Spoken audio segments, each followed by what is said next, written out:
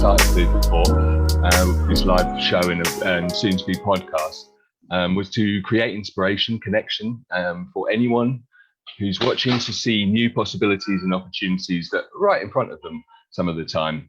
It's all about the awesome people I've met on my journey who inspire me with their uniqueness, heart-centeredness, and devotion to others. It's about accessing new ways to change your life and reach new heights that may have previously seemed unattainable.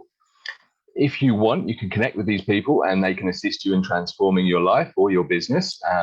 They all inspire me. I hope they inspire you too. So in case you don't know, my name is Matt Love. I'm an internet presence mentor and consultant for conscious transformation specialists, like Brenda. For those who don't know what internet presence is, it's what you need to establish and grow your business on the internet. So it uses social media, websites, and other forms of digital marketing. So about becoming and staying visible online. So you can connect with me here on Facebook or through my website, mattlove.business. Okay, so today I'm talking to Brenda. Brenda and I met about a year ago, and she is what I would call a multifaceted energy healer. We've talked a lot and we've had some incredibly long conversations sometimes where we found many synchronicities in our journey, even though we're actually separated by a giant Atlantic Ocean and a few thousand miles or kilometers.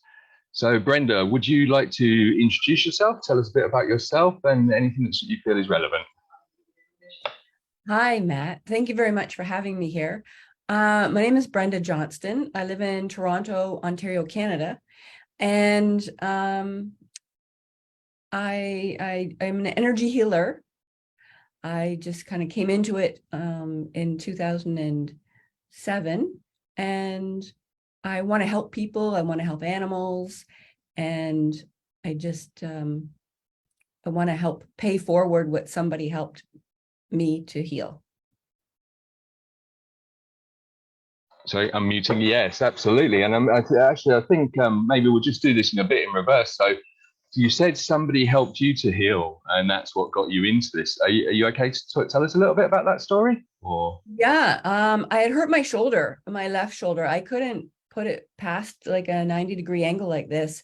I tried acupuncture, physio, massage, Chinese cupping, shots of steroids, anti-inflammatories, time off work. I tried everything for about 6 months. And I finally got an MRI, and they said it was rotator cuff and bicep tendonitis, and all the work that I had been doing in physio was wrong. It was aggravating it because it was misdiagnosed by a general practitioner. And all that money that I spent was kind of wasted. And I went camping, and a friend said her sister could heal me. And I said, oh, is she a nurse like you? She knows some kind of physio. And she said, oh, she's taking training from a shaman. And I said, well, what's a shaman? And they said, it's like Reiki. And I'm like, what's Reiki?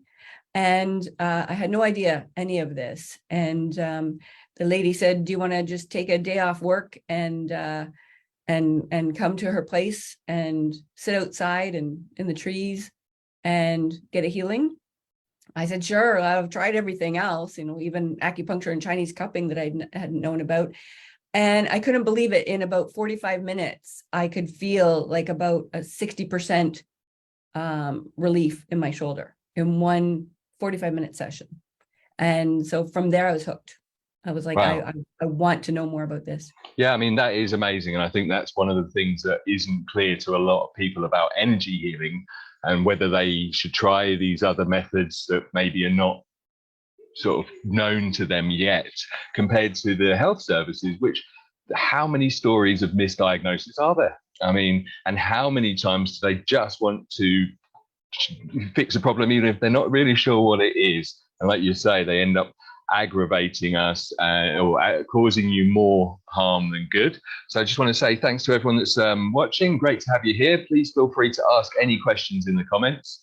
So we're going to get on to the questions. So we've actually come to talk about shamanism and shamans, because it's not something I knew a lot about. I probably had similar opinions to a lot of the people who commented on a post I made yesterday. In fact, we got 93 comments about shamanism. So hopefully some of you are watching. We're going to get rid of those myths for you today, and also, yeah, affirm some of the people who are aware. So what is a shaman, and also what is shamanism, if I'm saying? Well, I read on Wikipedia that shaman is a name that was used in Siberia. So I don't know how much of that is true, but that's just a medicine person. So a medicine man or medicine woman is usually a shaman, and they're all over the world. I worked with some in Peru.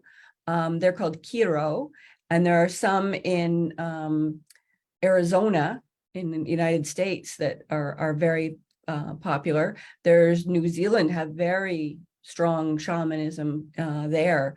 So I think a shaman is a medicine man or woman. So they do things on an energetic level. So energy is all around us. Energy affects us, and it holds into our system. And I believe the people from India have described a lot more about chakras. So you have chakras throughout your body, and then you have an aura around your body, and there's 4 layers to the aura. And then you have meridian lines, which are, you have blood flowing through your vein, but you have meridians going through your body. And this can all be, they say, manipulated through your own energy that comes from you, and energy comes from Mother Earth, and relieve people from blockages, which is just stagnated energy that should be flowing, and it's not flowing. So shamanism is the belief, I guess, that you are using energy from Mother Earth, Father Sky, and the animals to affect somebody in a healed way. Yeah, that's amazing. So from my understanding, so I did a bit more of an investigation into the evolution of humanity, and what I found very interesting is that we came out of Africa into Europe, and then we separated, actually into the Middle East. And then as we got into across the Middle East, we went 2 ways. Some people went down to India, and it's still a mystery how they got to Australia, because the ocean was so big. And the others went up through Kazakhstan. And my understanding is that some of the first shamans, because I always say shaman, is my terrible, maybe it's the right way to say it in English, I don't know, but we'll try and say shaman for the rest of this. So the shamans started in Kazakhstan, and then people migrated from Kazakhstan to Siberia. And then the people migrated from Siberia to Canada, and then down through North America and South America. And so that's how it spread that way. So, my conclusion on that is it is the original doctors, so to speak. Yeah. And they heal in different ways. So we're specifically talking really about energy healing, but there is also plant-based healing and other forms of healing that they offer, as far as I'm aware. So, right, next question, because you can tell I'm incredibly well prepared today. Now I'm trying to answer people's comments, so thank you all for your comments and everything. Okay, so what do you think are some of the illusions that people have of shamans? We covered this a little bit in the comments yesterday. And why do you think they have them? What do you think? How did it get misconstrued? I think people are afraid of it. They're confusing it with a small little group of voodoo and witchcraft, which is a different way of using magic or powers. So a friend of mine, he always calls me a friend. They both, husband and wife, both get healings from me, but their son says I'm like a voodoo priestess. And I'm like, thank you very much. Whatever you want to call me. But some people are afraid because they think it's against the church. When Jesus was supposedly a healer, he could put his hands on somebody or even a mass of people and heal them. And there's people in Peru that do that, and the Peruvian government put them in jail for it. And so I don't understand that, as you say, this shamanism came from Africa, as the whole people of the world moved around, and it's in every country, in every continent. And the church is what, 2022 years old, right? Like, well, yeah. Jesus came, and the church kind of changed the calendar, and we're all under their power and control.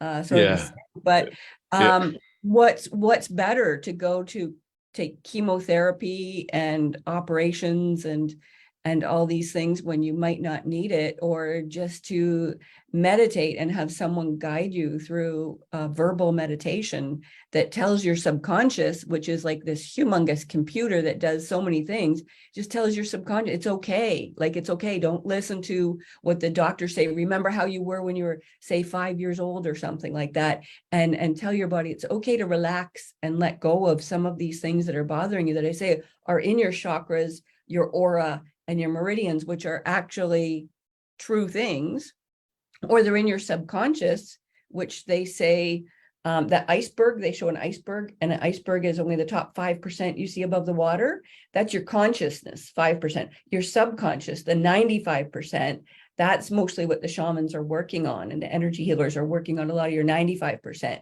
You're breathing, you're processing food, you're changing your temperature, you're doing so many things in your body that you don't even know about, and you're holding your fears and your traumas in your subconscious, and your subconscious doesn't know if something happened yesterday or 20 years ago. It's still being traumatized again and again, and this relieves it. It goes to the source and relieves that trauma without reliving it. And that's I think what people are afraid of. They don't understand it, so they're afraid. Yeah, absolutely. I think it's a combination of things, isn't it? That it's such an old tradition, let's call it that, that's been around longer than our society that we now have. And it was rediscovered, I think, by Europeans when they invaded other lands with the premise of stealing all their land and all their wealth. And so they were obviously going to say, hey, these guys are really dangerous. And also at that time, we were well into science and really experimenting with completely unnatural ways of healing ourselves. And, you know, even now we still haven't anywhere near perfected science, I believe. I mean, the pandemic's a great example of that. It's like, hold on, we've just had to shut the whole planet down for like a year. I mean, I definitely didn't see that coming, but let's not go there. Anyway, so we've actually got a really interesting question from Anna. We've answered it now, so thank you for the question, Anna. She said, what does one have to do to become a shaman? Or is it a natural ability that gets developed? That's what they say. Most people that are energy healers, they rise from the ashes like a phoenix. So they've gone through something that's traumatic, and they've found a way to heal themselves with other help from other people. But they say we all have this ability. We all have the ability to heal. And that's what my shaman, his name is Pete Bernard. He's from Algonquin area in Ontario, Canada. And he wants to teach people how to heal themselves. So he taught hundreds of us, a couple hundred, and he's still teaching more. And he wants us to have the person heal themselves. So there are some ceremonies where I tell you to just put your hands out as if you know that there's healing energy coming from it, and direct it towards yourself, and ground yourself into Mother Earth, and feel yourself like the roots of a tree going down into Mother Earth, and letting go of all of this stuff, so that we're teaching you, or reminding you, is what they say. We all were born with this. It's in our DNA. It's our God-given talents, or creator-given talents, or however you want to say. So we help people to just remember that they are all healers. How do all the squirrels and chipmunks and dogs and cats and elephants, how do they all heal themselves, right? They don't have doctors and machines and stuff like that. They just believe they're going to get better, and they do. And what they say is a lot of times they have all four paws on the ground, all four, if they're four-legged, and we only have grounded. We only have two, and we sit with one foot up on our ankle or our knee, or we sit in a relaxing chair where we have nothing down. We put rubber shoes on. We live in apartment buildings. We're not grounded people. And everybody loves going out in the forest, right? Oh, I was on vacation. I was in the forest. I was at the beach and I felt so great, because you're on Mother Earth, because you're connected, because you're grounded. So everybody has this ability. Everybody was born with it. Yeah, I think that's, because you are trained in shaman as a shaman, really said it. And but you're actually an energy healer, so you do other energy healing as well, don't you? Yeah, my shaman also trained us in Reiki. So Reiki comes from Japan. There were a couple of different people in Japan that produced actual programs, and my shaman was trained in that. So he trained people. I've also been trained in Qigong by a Qigong master from Malaysia, who taught a gentleman in the East Coast of Canada, and he came here and trained us. So it's just different ways of using energy. Symbols, there's geometric symbols in nature, and there's geometric symbols that shamanic people and Reiki people use. And to call yourself a shaman, I mean, my website is torontoshaman.com, and Matt is rebuilding my website that got wrecked before. So I don't call myself a shaman. My shaman, Pete, he's a shaman. He's part native. He was born into it. His grandfather was a shaman and trained him. So people, my friends say I'm a shaman. They sort of are saying, like, you know, my soul is kind of maybe has been a shaman before or something like that. But I think a shaman is like got like 20 years experience in doing these things and just Right. lives it completely, because there are people that take a weekend course, call themselves a master of something, and that's just Well, yeah. true. Funny enough, that leads on to one of the questions. So we've got a few questions coming up here. So, can one be a shaman without a teacher? If someone has the innate ability working with energies, refining that ability through his or her life? I don't know that. I only know that my shaman trained me, and we all call ourselves energy practitioners because it's sort of egoic to call yourself a shaman, because we're using the nature around us to facilitate a healing for somebody, and it's not about us, it's about the client, right? So we don't like labels. We don't like labels of, you know, cancer or diabetes or these other things too, because that's limiting people. You have a problem, you have a blockage, and we have you help you to get rid of that blockage so that you are a healed, healthy person, which is one of the things we do. We work on a healed outcome. We see the person as healed, completely healthy, living another 30, 40 years, where the doctors see, you know, oh, you've got this disease and you've got this problem, you've got this, and you might have 6 months to live or a year to live. We would never live in that reality. It's not our reality. It doesn't have to be, right? It's not you, right? No, absolutely. I think it's really, think like you clearly stated, you're not actually a shaman, but you're trained in shaman healing. And so to actually be a shaman, it's almost like a lineage thing that has to be passed down through. And I'd imagine starts at a very young age. I'd imagine they identify the things, the sort of talents, and say, right, you're the next shaman.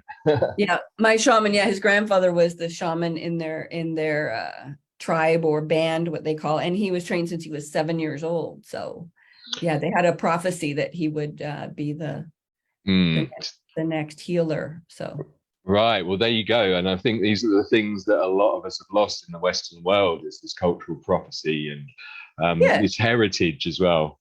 It was just, you know, the blacksmith became the blacksmith's kid, became it, and the carpenter's kid would become a carpenter. And it was just what the people were in a community, that everybody had a role to play.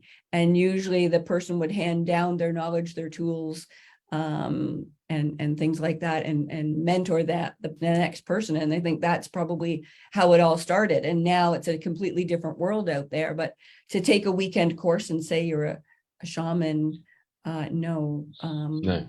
And unfortunately, there are people out there, I think, who, you know, so I think in our world, it's like we say you can be whoever you want to be. And so people are like, wow, I like that. I'm going to just become that because I said I'm going to become that. I'm going to watch a few YouTube videos and now I'm a shaman.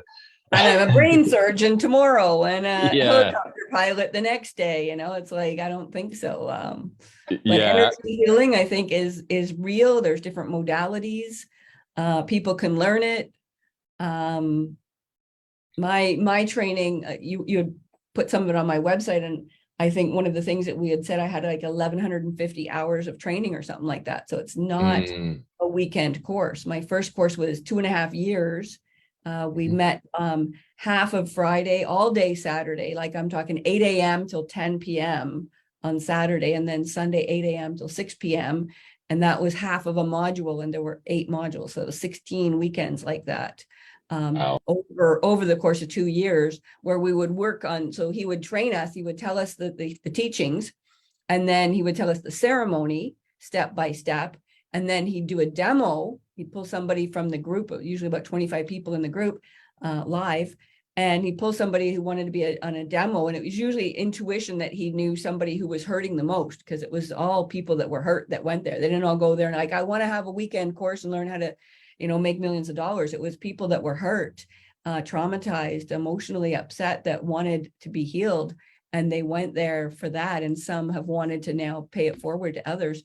And he would do a demo of the whole healing, and we'd take a break, and then we would do the healing on each other. I would, you and me, I would facilitate you, you would facilitate me, and then we talk about it afterwards. So it was very in-depth, hands-on training right there in the room with this man who's been doing this for 38 years and has worked on thousands of people all over the world. So it was very intense training. And he has a code of ethics that you have to sign that's like 2 pages long. You shall do this, you shall do this, you shall not do this, you shall not do this. And so there's not a lot of training out there where people are so structured, and Yeah, and I think three courses with him on shamanism and 1 course on Reiki. So right. And Yeah, Qigong. So yeah, brilliant. I think like you said, it's all just another form of energy healing, very, very effective one. And there's a lot to really know to make it work. I've done healing with you, and I found it incredibly powerful, very rapid results. I think what was funny, you were saying about the length of your courses, well, I think that prepared you for the Tony Robbins thing, huh? So 8 a.m. till 10 p.m. sounds like a Tony Robbins event to me. So yeah. Okay, I'm going to just quickly, so I've got a question from Jen, which I'm going to answer in just a second, but Sander replied, he asked about the shamanism because we have a history in Europe of the Druids that were some way also a shaman to the tribe. And I think you made a really good point there about there's energy healers and there's shamans. I think that's actually what Sander replied. Thank you for asking and confirming how I see it. Being a healer is what comes naturally. And has no labels. Yeah. So, and I agree. I think that's like, for me personally, I've really got into what I call spirituality and energy healing in the last 2 years. But mainly because I've had rapid results, and I had depression as a child and in my teens, and it took me a long time to get over it using the traditional systems. But I did. But it was most people don't, because I made a lot of effort, yet to experience energy healings, I was like, whoa, I actually got complete clarity, and I didn't have to dig up a lot more than was necessary. And I see, personally, from an outsider who's not an energy healer, as well, I believe we're all healers, actually. So I'll get onto that in a second. But I see a lot of similarities in the different types of energy healings, and they follow a very similar structure and have, like I said, rapid results. It's the thing that, unfortunately, I have a therapy called rapid result transformation therapy. But honestly, like from what I've experienced in the last 2 years, shamanism, Reiki, just all sorts of guided meditation methods, inner child meditations, all these things have the most unbelievable results I've ever seen in my life. Literal clarity and no going back, which is great. So we have a really interesting question here from Jen. Jen wants to know, what is the shaman approach to healing the disrupted energy patterns related to long-standing unwanted behavior, i.e. addiction of any kind? So that's quite an interesting question. With the shamanism energy healing that I've learned, you go in and ask the person what they want to work on the most now. So they might not be ready to work on an addiction. We work with the soul, or called the higher self. So we make sure that the person's higher self is present during a healing, that they're present with it. We have gatekeepers. So we use gatekeepers to ask the person if they're ready to go on a specific healing. The training that I've had, I don't know if it's part of all shamanism, because as we say, it's a catch-all phrase for types of energy healing.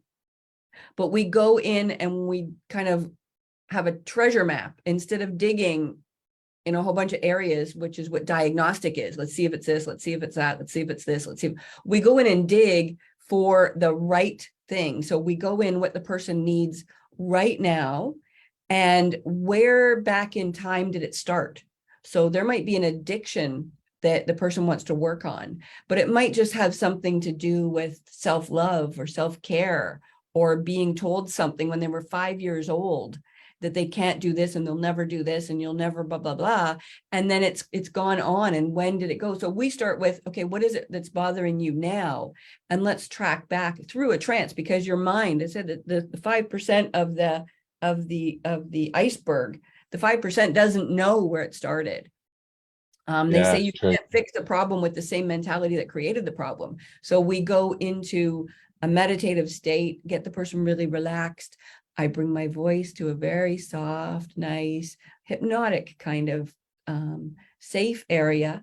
We have, if it's live, we have a candle, we have some sage. If it's not, the person can have some sage at their place or something that smells nice that they can get into a trance. And we find out where they first felt that. So they have an addiction at 20, say alcohol or drugs or something, but they started at 15, they started at something. And then at 12, they started at something. And at 4, they had a feeling that's the same feeling here. And they track it back and they have like a aha moment, the light bulb goes off and they're like, oh my God, I never even knew that it came from that. So it has nothing to do with over here. It's been going on for an awfully long time. So instead of working on this, we go back and work on the emotional or physical problem that started all this. And it's like a string, it just unravels and takes it all back. Yeah, well, that's amazing and a great answer. I think so I was labeled as an addict in my late teens, actually, and that's what led me to be diagnosed as depressed for life with a chemical imbalance, because I had, I've got to be open as well, I actually tried to kill myself. And so I slit my wrist, not premeditated or anything, just like literally in a bad place, thinking, right, I can't come back from this. And but then was luckily actually in rehab at the time I did that. Right. And so I went out to the person in the rehab and I said, look, I need help. And they were able to get me a doctor, a nurse, and then stitch my wrist up. And so I survived. But in that moment, I had this is not relevant, the epiphany. We'll talk about that another time. But I was actually then said, right, you're not an addict. You are using drugs to deal with your addiction. And then within a few weeks, they labeled me as chemically imbalanced. I soon learned that chemical imbalance is actually just many years of bad thinking, along with either conflicting beliefs or inherited beliefs. So those things really go on. But when what I learned about my addiction was that it was actually just a lack of something that many of us don't find is purpose. It's a lack of purpose, it's a lack of experience in life. Always controlling ourselves and being controlled by other people means that we don't experience life to the full. And only when we realize we do have the power within us to get out there, can we actually realize that drugs, alcohol, these things are not life. Yeah. Life is life, and they are fake feelings, fake highs, or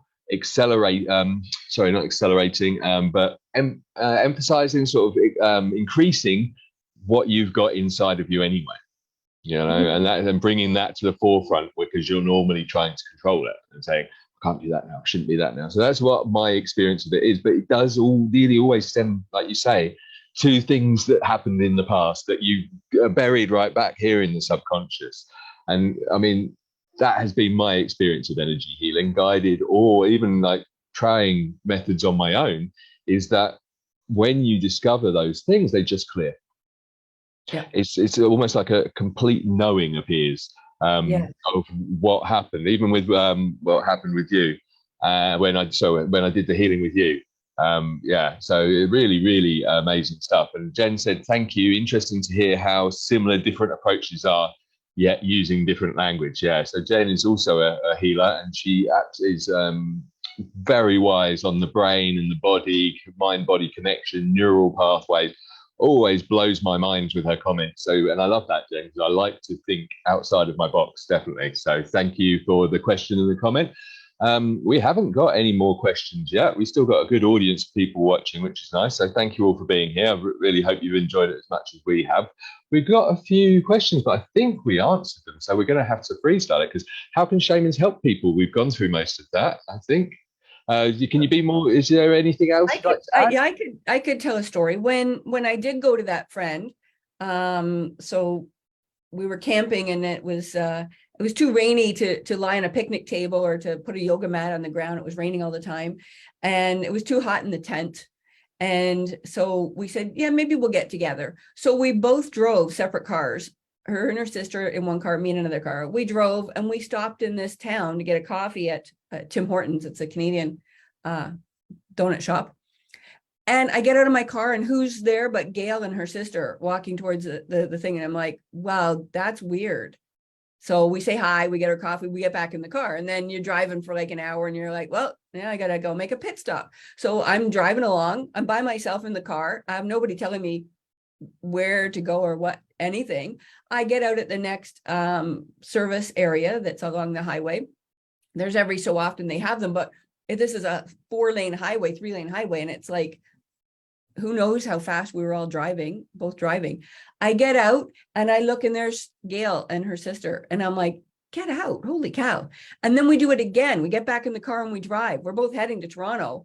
It's about a 4-hour drive or something like that. And the third time I get out of my car to go get something to eat, and they're there again, not even like just, find them inside. It's like they're there getting out of their car. And she's like, okay, I think the universe is trying to tell us something. I think we need to book an appointment. So then we said, okay, we'll book Friday. So Friday, I'm sitting there. Oh yeah, I don't know anything about energy healing. This lady's not going to help me, but I'm going to take the day off work. It's good. She's got a trailer in a campground, and there's a river behind it. It's like all good. So we're sitting there talking, and I have my eyes closed, and she's going through this stuff. And she brings it back that my shoulder, which is a physical thing, and I couldn't move it past here. My shoulder problem, she has tracked back to my mother's husband. My mother remarried when I was 7, and he told me I would never amount to anything. I was stupid and all these things. So I never went to college. I never tried in school, never did my homework. I'm like, I'm stupid. Why should I bother? So that's how much power I gave this person. He didn't have this power. I gave it to him. So I ended up disliking him through the years, and I have a problem with male authority figures and stuff like that. And so my mother had died, and I moved out before she died. I never saw him again. And she said it dates back to him. And I'm like, oh, that can't be true. And then she does this healing, and then she says, would you like to forgive him? And I'm like, I was very angry back then. And I was like, no, I'm going to dance on his grave and have a party for a week when he dies. And no, I'm never going to forgive him. And she said, what do you think he thinks about when he thinks of you? And I said, well, he probably doesn't even think of me anymore. Some little kid that was annoying to him. And she says, and what do you think about it? Like, what is it costing you? What are you carrying around? What are you allowing this to carry around inside you? And I'm like, oh shit. Tension, right? Tension, and your jaw and your shoulders. My shoulders were up to here. And it was all just anger and angst and no self-care, because all these negative things people tell you, and your teachers tell you things, and the media tells you things, and everybody tells you how you're supposed to be. And so I said, okay, I didn't want to forgive him, but I thought, you know what? I don't have to tell him. I don't have to confront him. I don't have to have him even ever know that I forgive him. It's all about me. And what I'll do is, I know that he had a bad life.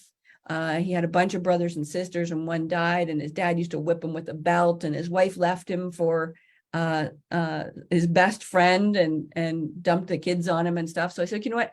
I forgive his soul, like his soul when he was like a day old, I forgive that. I don't forgive the mean things he said, but I forgive that. And didn't my shoulder just release like another 20% or something like that? So at the end of the session, I can move to like here. I had another session with her. I can move to like there. And then you can't see my hand too much, but I couldn't twist my hand around up to there. And one more session, and that released. And then the odd thing is about 6 days ago, this shoulder acted up, and I couldn't even do this. right? I remember. I couldn't, I was brushing my hair and I was like this. I was using the hair dryer, I had to put my arm up there, put my hair dryer in that hand, blow it around, take the hair dryer back out and put my hand back down again. That's how bad my whole neck and back were all tensed up from something. And they say when you give a healing, you get a healing. So I did an exchange with a fellow student. So she did one on me, I did one on her. And then I did another one with a guy in my class. He did one on me, I did one on him. And then my shaman actually does these classes. They're $40 and he does them twice a month. And he did one on Wednesday. And Thursday I woke up and I can do this. I used my hair dryer today. I tried to put my makeup on. I was like, how do I put my makeup on, my mascara with one hand? I'm like, maybe I could do this. And I'm like trying to hold it. Support your hands. I was like, no. And it was just painful all the way from my head down here along my back, front. I was in a sling. And yesterday I did 6 loads of laundry. I thought I'm not going to be able to fold it all. I'm going to have to get a neighbor or someone to come and say, can you please fold my towels? I can't use my arm. And yeah, brilliant. That's awesome. Energy healing. Energy healing. Yeah. So I think the doctors would have said probably 6 weeks or something like that, right? I took some 𝒊𝒏𝒔𝒑𝒊𝒏𝒔𝒑 twice a day maybe, and I put ice on it sometimes and I put heat on it sometimes. It wasn't working, so I did 3 healing sessions and I got my life back, right? I'm not in any pain. I don't need any painkillers. Yeah, absolutely. And there was a lot of synchronicities that I didn't even know about in your story. So actually my mum had a similar experience with her brothers at school. So they spent their whole life telling her she was stupid. And so she literally just didn't do anything, failed all her O-levels, as they were called in those days. And, you know, she then did a lot of later education and things like that. And was really started working at 16, all those kind of things. Yeah, just also Sandra commented serendipity about your story. And I think this is the thing that many people need to learn is there are no coincidences. Yes. Look for those signs, you know, look for the signs. It's really important. And I think, yeah, so your story, there's more questions coming in.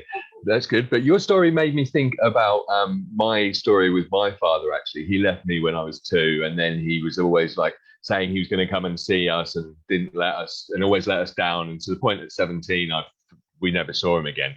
And I actually was able to think about his life and he had an incident that happened to him at 7 years old where he was abandoned by his family for 2 years. They thought he was going to die and they just left him. They didn't even sit by his bed. They just left him. So what that taught me is, the enlightenment I got on that situation is that in his brain, it's okay to abandon people if they don't fit your model. Yeah. You know, if they don't fit your ideal thing. So he just didn't see it as anything wrong to just keep letting us down and abandoning us. Or he never learned empathy. Well, absolutely. He never learned empathy. Like people, if you watch Sheldon Cooper on the Big Bang Theory, this was supposed to be like a brilliant genius. No empathy, right? No empathy whatsoever. Never learned it, doesn't have it. You either have like a heart of gold or you have a scientific brain, right? Some people are just, they don't have the mix. So, and some of it they say, and this makes people feel a lot better sometimes, you came here to experience something. So you were a beautiful soul. You had nothing wrong with you. And you said, hey, I want to go play on that planet Earth. It's like a little merry-go-round amusement ride that lasts 10 years, 20 years, 50 years, 100 years, doesn't know. I want to go on that. What kind of experience do I want to have? Do I want to be like, a spoiled, rotten little rich kid, or, you know, what kind of experience do I have? So they even say, you bring your mother and father together. You're like, I would like to have that kind of guy and that kind of woman. And what kind of experience would that be if I had that? So your parents come together, have you, and you have this experience. So where everybody said, my parents did this and so did that, and this happened to me, that happened. It didn't happen to you, it happened for you because you came here to have an experience, an emotional experience. But then you held it all in and held it down and pushed it down. Real men don't cry and men don't share tears and you push it all down, and all these men start having heart attacks because they've pushed it all down.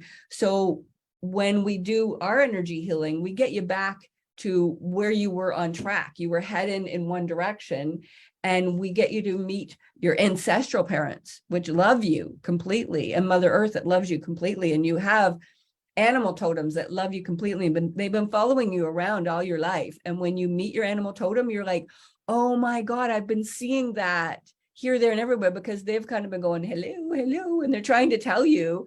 And then when you meet them, you're like, oh my God, I did one where I was a penguin, and I didn't used to like to hug. I would go like my husband's ex-husband family, they would hug all the time. So I'd just be like, yeah, get off me. Yeah, get off me. And they don't want to be like, Yeah. You're constricting me, like, let go. And so I did a healing where I met my shaman, my totem, which was a penguin. And I was wearing black and white, which I usually wear color. And I felt like I had these, arms, these flippers like this. And at the end I was like, oh my God, because the penguin was inside me. We were together, we were one. And the penguin just, oh my God, I hugged the person that did the healing on me. And then my shaman Pete was walking across the room, and I went over, bounced up, Pete, I can hug now. I'm a penguin. And he's like, Brenda, gone are the days of superficial hugging. And I'm like, oh, how did he know? Right? I faked my hugs. I faked them. I did them. Yeah. I went up to the parking lot, and everybody was giving hugs because they had already finished, like I said, the 25 people. And one guy was there, and I gave him a hug, and he was stiff as a board. Right. And I said, you can't hug. And I never noticed before, because I never really hugged. Yeah. And so he said, yeah, I can't hug. And then the next month, like I said, when we have our courses, we came, everybody give a hug, and he gave this beautiful hug. And I went, you went to see Pete. And he said, how do you know? And I'm like, you couldn't hug last month. And he said, I did. My wife and daughter and I went and drove up to Pete, was like a 4-hour drive away.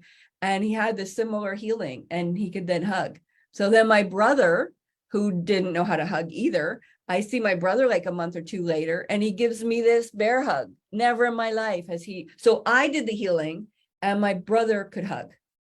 Wow. So that's how it goes through your family. Because it's ancestral. It's ancestral. Ah, that's really, yeah, I think, because one of the things I actually wanted to say from this whole story is that, like you said, people lack empathy. But I think what I call it is, there's been not so much, well, there's been a lack of emotional intelligence, mainly because we're only starting to really understand our emotions and where they come from in the last sort of 50, 100 years, more than anything.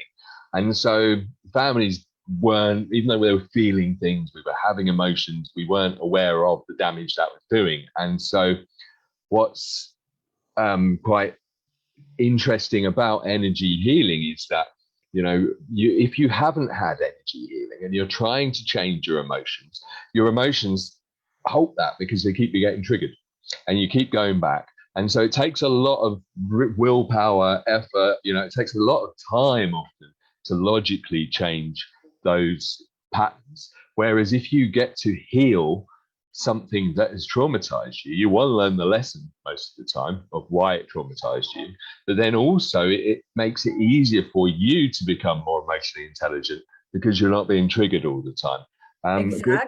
Exactly. And you're so hurt by it. You're so hurt that you shut down, and even put a little part of yourself away. Like you say, I'm gonna put this little 5-year-old child over here, and they're not going to be hurt by all this. And then now you feel like you're not complete because you put a piece of yourself away. And we have a healing called the gathering, where you gather up these pieces of yourself that you put away, and you get an animal totem just for that. And oh my God, do you ever feel love and joy, and you feel like you're whole again, and you feel like you have so many resources to call upon because you've done something huge for yourself. And there's also a thing called an agreement. You could say, I'm never going to love again. I'm never going to love. I'm never going to love. I see my parents do this, and I'm never going to love. I'm never going to love. And then you don't find that love. So what we do is in that thing, we find, like, it's a piece of paper, I'm never going to love, and we erase it or burn it. And then we write a new, I am love, or I deserve love. And then you put it into your body. Oh my God, it's just, there's nothing on earth that feels the way some of these ceremonies make you feel. Nothing. Yeah, I've done all those things myself. Yeah, so that's another thing I've done in an NLP course. And so one of the things that is called an opposite belief. Yeah, so you get hurt by love, and now you're like, right, well, love is useless. Love isn't any good to me. I'm not going to love anyone. So you go to the opposite extreme of where you were before, which was very loving. And again, those don't help you. So we've got a couple of questions still to answer. So Anastasia, thank you for coming. She has asked, how can we do some self-healing? Self-healing. I think it's good to have music to help you, a nice music, grounding you, believing that even if you're in an apartment, you could be grounded to Mother Earth. My shaman has 6 meditations. He used to have them $10 a piece, and now they're 6 for $60. But he put one on YouTube for free, and it's called Tree Meditation. So look up Tree Meditation by Pete Bernard, and you could get it on YouTube for free, and then you could go and buy it if you wanted to as well. But it's about just having yourself ground yourself into Mother Earth like you're a tree, and then moving around and letting your body, loosen up, and let everything loosen up and let it drain down into Mother Earth. And there's so much power in that healing. It's about a 40-minute healing, I think, but it's a meditation, it's a healing. It's amazing. It helps you move around a little bit more, helps you loosen up. And you can go in for any kind of issue and just do it for yourself. He has beautiful music playing. He's an NLP professional. He's a hypnosis graduate. He took voice lessons just to further have his voice become just amazing. Like, it's just, when you hear him, the words that he's saying, and he has sacred space set up, and he has all of his guides and totems going into this healing. So it's like having him right there with you. And I would start with that. I do that a lot, and you could just do it for anything and just let anything that needs to go leave you. And it's some meditations are like you're walking along the beach, and then so you're on the beach, and it's like, well, you're at the stairs and you're going down the beach, and then it's like, okay, and then there's some seagulls there or something. And it's too prescribed, and it annoys me sometimes when I hear some of these meditations, because I'm way past where they were going. So his are very small amounts of things that you're going to feel or visualize. It's all about you. It's all tailored to you today. Even though he's recorded this years ago, it can do for anything. And like I said, there's 6 of them, but the one Tree is free. Okay. And well, self-healing is just about grounding and being present and breathing in through your nose for the count of 7, and breathing out through your mouth for the count of 7. And if you count, that gives your monkey mind, the little crazy monkey mind that likes to be distracted, something to do. So that's what they said in Qigong. Okay. So your mind's like, I have to do the dishes, I have to do this. So you're like, okay, breathe in. Yeah.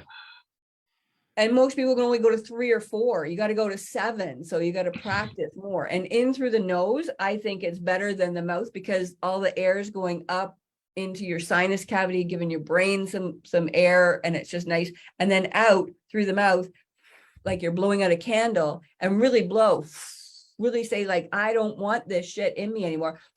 Like, get it out. And went out to Peru, we did stuff where we drank ayahuasca and then you threw it up out. I was like, blah, that came projectile out. So this is just the air coming out, but you just imagine anything in your body you don't need anymore, and get it out, and out through the tree roots.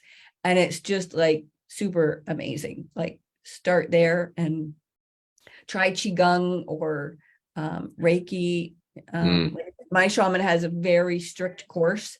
I don't know any other teacher. I've never been to any other teacher to see what their courses are like, but energy healing, we can all do it. And what my shaman had said about some of the things in their training is some of that is in North America, here in Canada, is 5,000 years old at least. Right. Same tracking back to the Chinese have traditional Chinese medicine. It goes back 5,000 years. And they have records going back 5,000 years. But what my shaman is saying goes back at least 10,000 years. And some of these things, he calls it time immemorial. And everybody says, what is that? And he never really describes it. But I think it's like the beginning of time, like the Big Bang, whatever conscious awareness there was, this stuff was there. Right. Yeah. And I'm watching so many of these shows.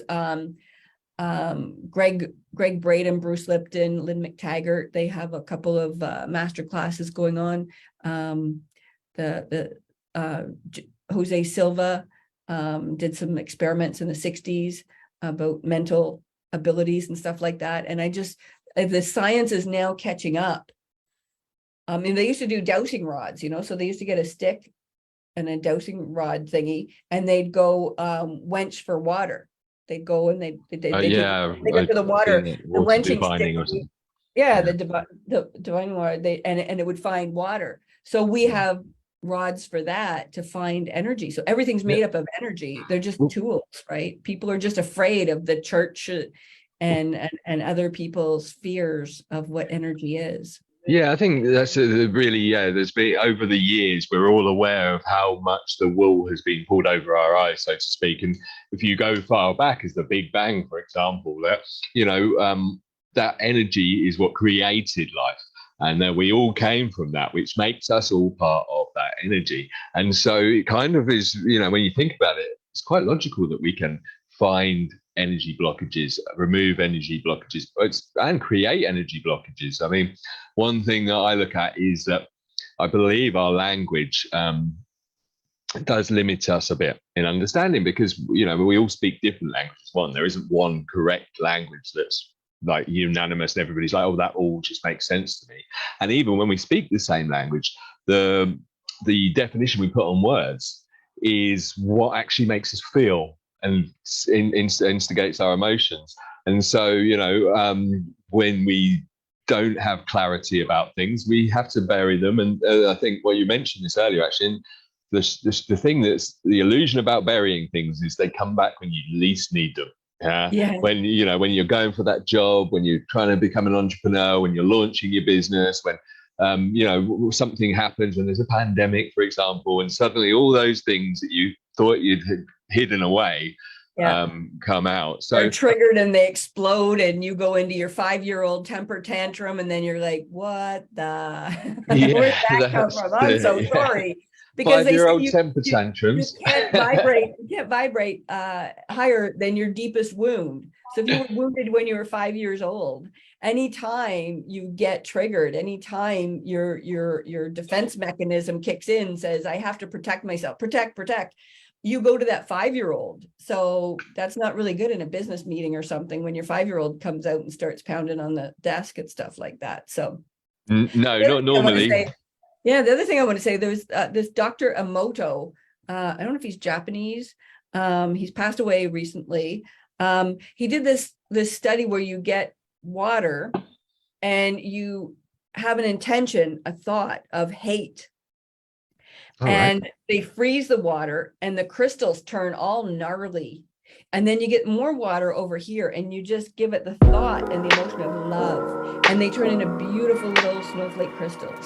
And he did it with like water, freezing it, and then he did it with water, turning it like swampy water. He did it with, they've done it with rice. You could look it up on the internet. Everybody's doing it different ways, but Emoto was the original one, I think, that did it.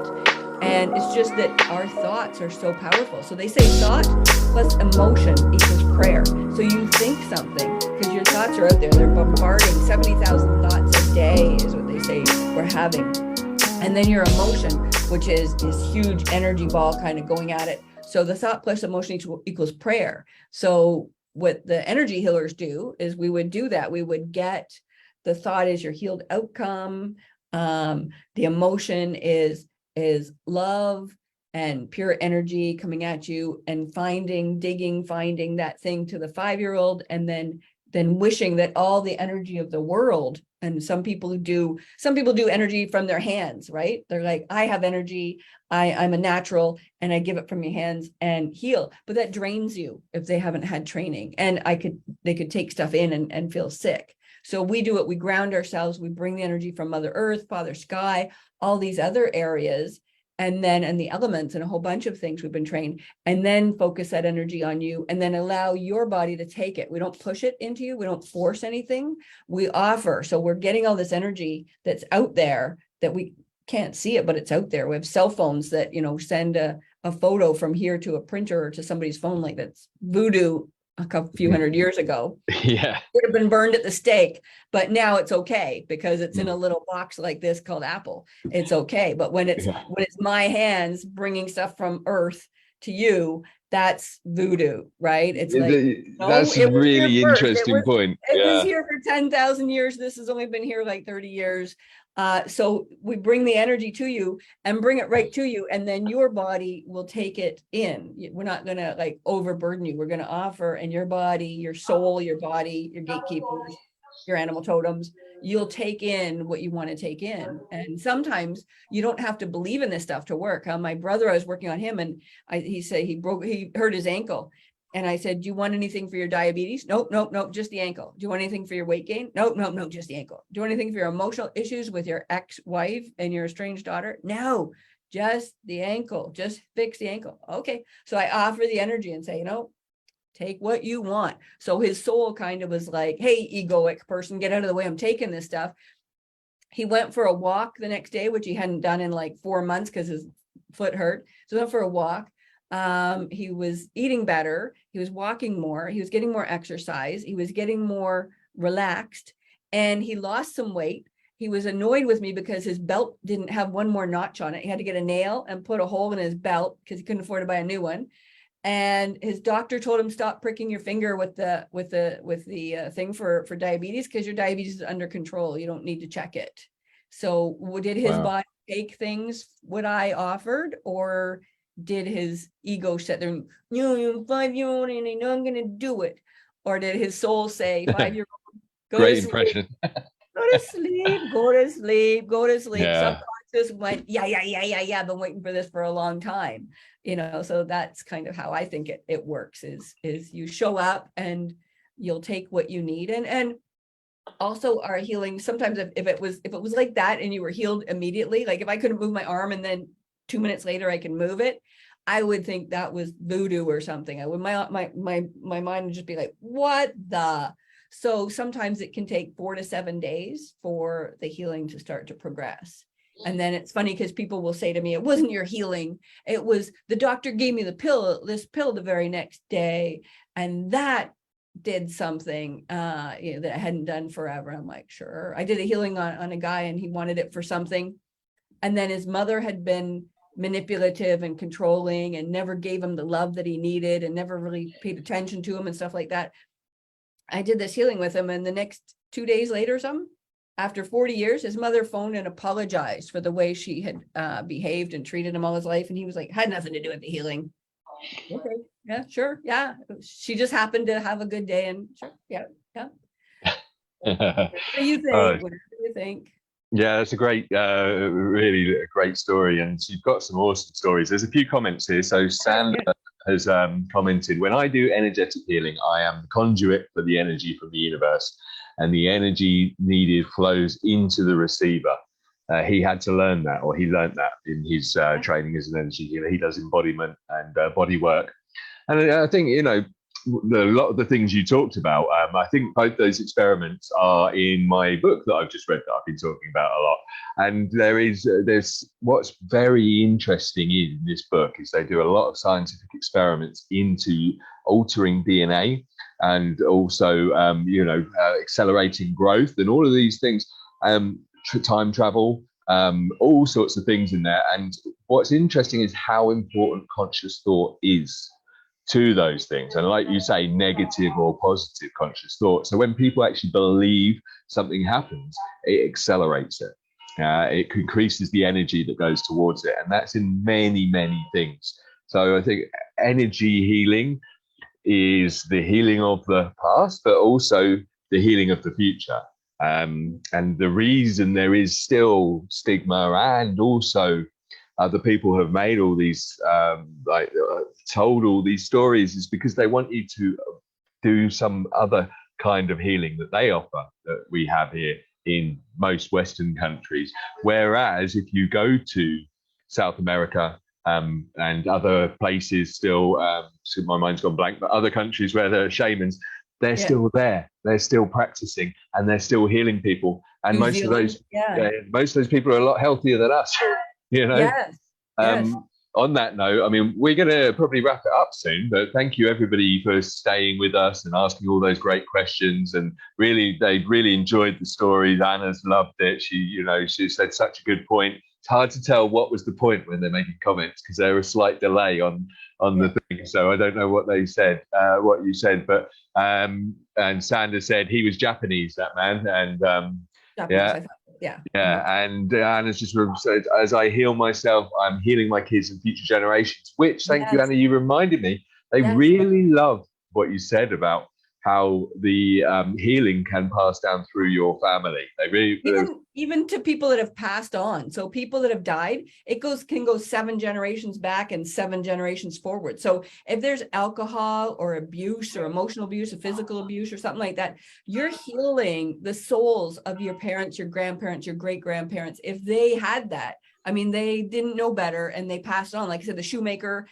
next person becomes a shoemaker, shoemaker, the carpenter teaches the carpenter. So the addict teaches, and the abandoner teaches abandonment, and the abuser teaches abuse. They say, I'm never going to treat my children like that, but they don't know any different. So they do it again. So you're stepping up and saying, okay, I say like the soup of life. We're all in this together, all like in a big pot of soup.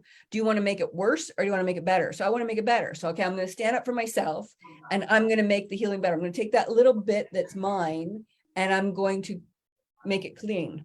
And I'm going to do it though for the past generations. So my mom and my grandmother and grandparents, I'm healing their lives. So their souls, if you believe we all have souls and they're gone, their souls are a little bit lighter because I've forgiven them and I've healed that. And then the generations ahead, so you and your daughter, you're healing your daughter and your daughter's children and stuff like that. You're healing ahead that nobody has to deal with that. And why? Because it was there.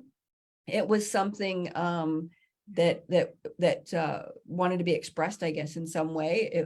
However it started, it's there. And the consciousness, the people, when you come to earth, you need to learn the lesson of things. So you learn the lesson and the universe keeps whacking you until you get the lesson. Same if you try this career and it doesn't work. I can relate to that. you go bankrupt and it doesn't work and you get so depressed and you're, oh my God, it doesn't work. Well, what if you were meant to do this over here?